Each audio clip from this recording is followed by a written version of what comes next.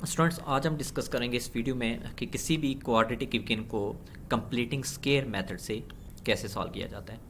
Classes के लिए हमारे पास फॉर एग्जांपल जैसे मैंने एक एग्जांपल के तौर पे एक क्वेश्चन लिया, that is 7x square plus 2x minus 1 which is equal to 0।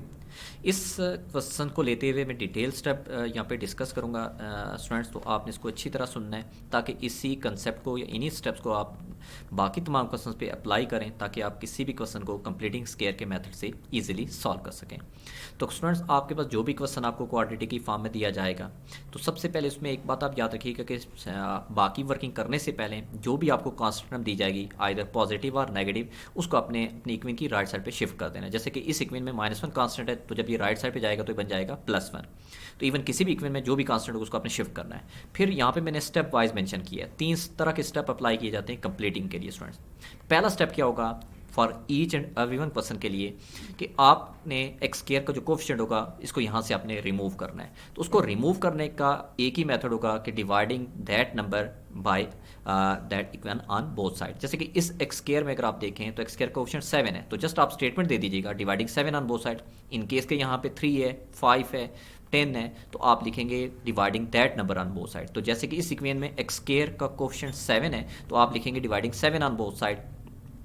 तो जब आप 7 ऑन बोथ साइड डिवाइड करेंगे तो ये देखिए मैंने सिंप्लीफाई करके यहाँ पे में रखी है कि जब x7 को फर्स्ट टर्म से डिवाइड करेंगे तो एक्स स्क्वायर बच जाएगा, इसको डिवाइड करेंगे तो 2/7x आएगा, और वो जो मैंने 1 शिफ्ट किया था वो बन जाएगा 1/7। तो ये वो स्टेप नंबर 1 होगा जो each and every one question में अप्लीकेबल आपने बनाना है। नेक्स्ट वन स्टूडेंट, जो स्टेप नंबर 2 होगा उसमें आपने वर्किंग करनी है to find the missing term that is known as B. क्योंकि स्टूडेंट उसकी रीज़न ये है क्योंकि मैथ्स में A square plus B square plus 2ab या A square plus B square minus 2ab, जिनकी क्लोजिंग फॉर्म होती है A plus B whole square और ए माइनस बी होल स्क्वायर, उसको बोलते हैं मैथ्स में कंप्लीट स्क्वायर फॉर्म। तो उसके लिए हमें इन तमाम इक्वेशन में सर्चिंग करनी पड़ती है मिसिंग टर्म बी की।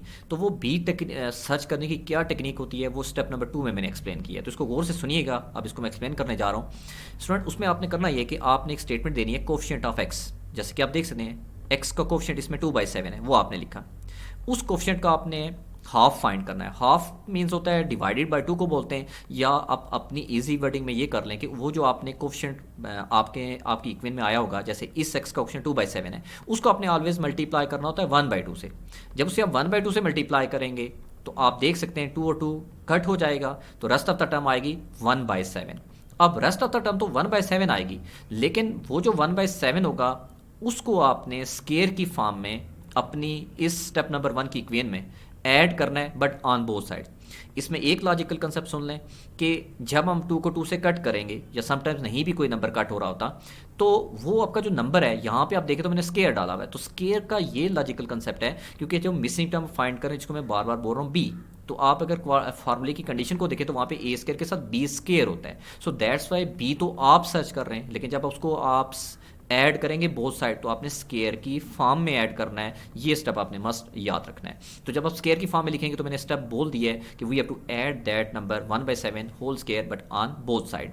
तो जब आप स्टूडेंट बोथ साइड ऐड करेंगे, यहाँ पे ये मैंने डायरेक्टली सॉल्व करके एक में रखी हुई है, लेकिन जैसे आप यहाँ पे लिखेंगे x square plus 2/7x plus 1/7 whole square, और राइट साइड पे भी आएगा 1/7 प्लस 1/7 होल स्केयर, तो जो आपकी लेफ्ट साइड है उसकी क्लोजिंग शेप बन जाएगी x प्लस 1/7 का होल स्केयर। ये स्टूडेंट कैसे बनी है, मीन्स कि जब आप यहाँ पे 1/7 स्केयर ऐड करेंगे तो आपने जस्ट a और b को लेके क्लोज कर देना है, क्योंकि मैथमेटिकली ये a स्केयर है, ये जो सेंटर टर्म है ये बी 2ab को रिप्रेजेंट करती है, और जो टर्म आपने सर्च की है वो बी टर्म होती है। सो दैट्स को क्लोज करके आप ऑलवेज लिखते हो a प्लस बी का होल स्केयर।